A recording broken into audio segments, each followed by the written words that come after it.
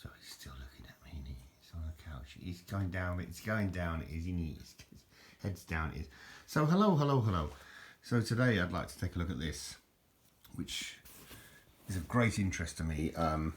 Well, I first saw the movie. As you can see here, it says now a major motion picture. I think it was about 2008 or something like that, or 7, 8. I don't remember, but irrelevant.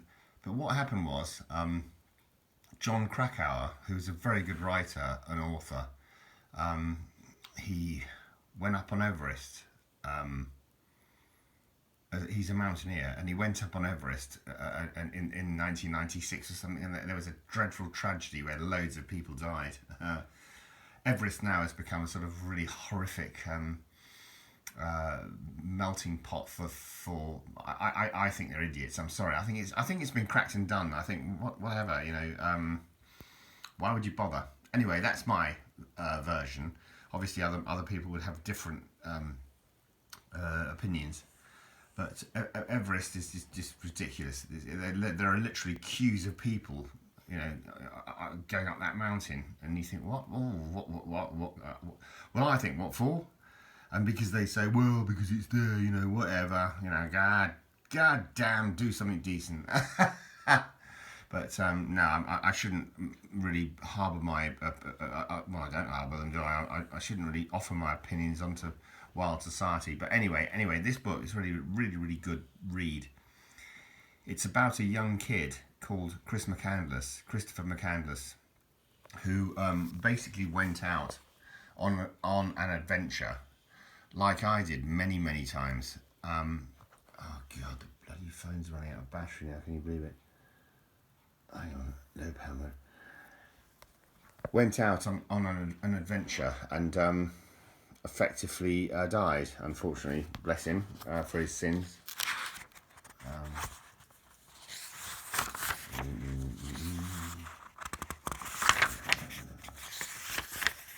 There you go. I don't know if you can even read that print because it's like really small, isn't it? So it's called Into the Wild. So hang on a minute whilst I get round to this thing, because this was the one I bought first of all in Polish. Wszystko za życie, which means everything for life. So Chris finds this bus. Eventually, after his adventures, he finds this bus in Alaska. It had been dragged out there to on the Stampede Trail to allow foresters, refuge. There was a sort of a chimney in there, sort of thing. And ultimately, he found it. He came across it after sort of a couple of days of on foot, and stayed there for a little while, and logged it all, sort of thing, So what happened was that he was on.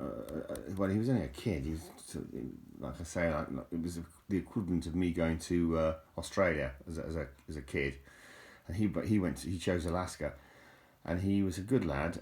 He'd been studying at Emory University, so he was very intelligent, and effectively he had a troubled childhood because his father, the bastard, was ultimately having 2 marital relationships concurrently. So he had a family with Chris and his sister Corrine. And he also had another family going on somewhere else that that they didn't know about. The father was a rocket scientist, literally. He was some sort of space engineer, very intelligent, and but thought he could obviously juggle two totally non-monogamous, or whatever the word is, relationships, and it affected Chris deeply because, whilst he was still a child, he realised that he had a sibling that was being born to another family, and it must have been harrowing. I can't imagine. I blame the father, but he never took any blame. Oh, no. There's a great film about it, as I say. Check it out, Into the Wild, it's called.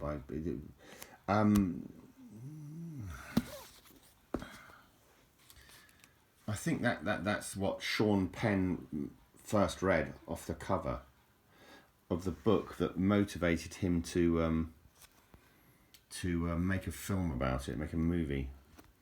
And Sean Penn is one of my greats. You know, he's one of my greats as an actor, producer, director. And John Krakauer writes, pens a good story. I think that's a fact. That's the real Chris McCandless there. That was him sitting outside what he called the magic bus, because it was like a sort of a relief for him. You know, he was doing selfies back in the 90s before the selfie had even been invented even. And this is the original book, and the trail. Well, I bought this one from America. Obviously that one's an English version, which I've got. 142, I think the bus was from somewhere in either America or Canada. I can't remember now, to be honest with you.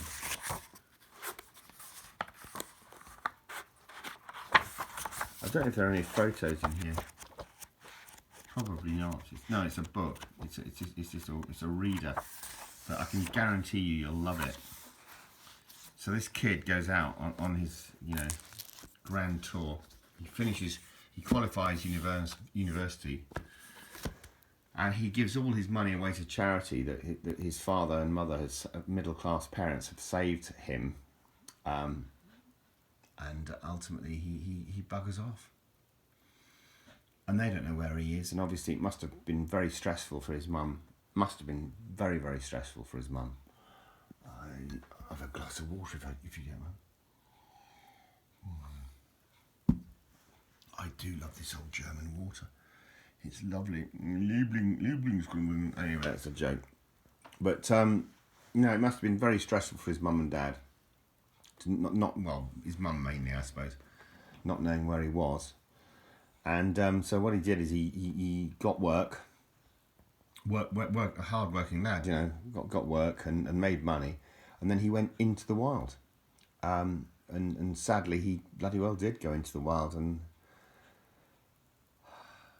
he was found 2 weeks after he died in this bus, you know, in this place, in this transit bus that he'd found, having starved to death because they reckon he'd eaten some sort of poisoned food. He was so desperate, he was eating anything that he could find on the trail, and of course it didn't work out well for him. And it's such a shame. The irony is that the reason why he couldn't get home was because of this river. I think it was called the Teklanika. Hard to say. It's an Alaskan river, you know, Teklanika, and it was in full spate. It was flooding, and so he tried so hard to get to the other side of the bank, but couldn't, because the river was just too strong. The current was just too strong. So, ironically, he hadn't taken any maps with him for the adventure, because obviously he felt like he wanted to do it all, you know, off grid sort of thing. But had he had a map, he would have known that just a couple of miles downstream there was a cable bridge he could have easily got across the river on. Oh dear, what a tragedy. And so he dies. Anyway, the parents never took any responsibility for their malice aforethought, or whatever the word is. But his sister has done quite the opposite, and she responded to John Krakauer's book with a book called The Wild Truth. It's by Corrine, which is Chrissy's sister, and I can highly recommend it. It's a wonderful book. It really is. It's lucidly written. Corrine is obviously, and she actually goes out and about and does all sorts of what are they called, show and tell sort of thing. I don't know what the American people call it. When you're explaining what really happened, you know. And it's a great book, easily readable, brilliantly written. She's a good lass, and she obviously loves her brother very much, and will not have a tale told about him as being an idiot. And do you know? Fuck. Excuse me. I nearly said fuck then, didn't I? Fuck it. Tourette's. Fuck.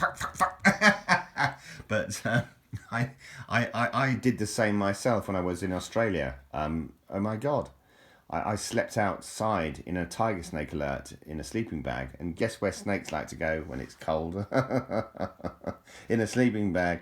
And how many people have died through stupidity by just being, young, dumb, and full of cum, and unfortunately, poor old Chris was one of the victims.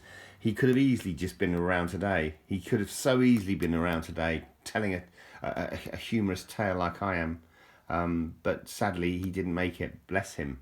I feel very, very sad for the guy because it's 50-50. It really is. It's 50-50 what you're up to when you're a kid. You just grand adventures. And in Chris's case, he meant well. He was a hard-working lad. He should be alive. To be fair, he should be alive. His family were pretty messed up, I think. Although they won't admit it.